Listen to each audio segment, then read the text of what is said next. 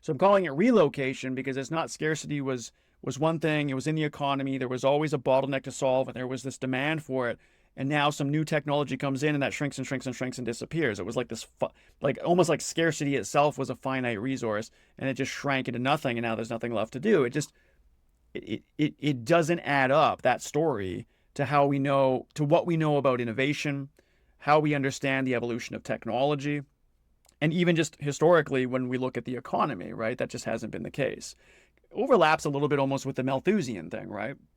You got Malthus saying, there's only so much resources, and eventually the population is going to strip that out, and that there's just not enough food, let's say, to feed everybody. But of course, you got the Haber process, you got all this innovation that came along in agriculture. All of a sudden, we can make way more food, way more innovation, right? Malthus never took in the Malthusian trap, if you will. It never took into account how innovation actually happens and the problems that it solves. It's kind of like that, right?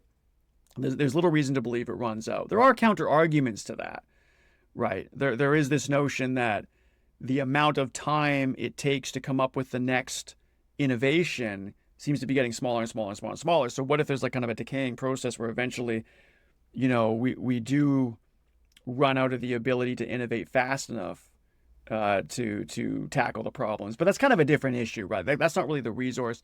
I mean, even in that case, you're actually talking about more problems coming to you that need solving. So when it comes to AI taking jobs, it just doesn't fit into that, right? The real picture is, I would argue, the scarcity relocation.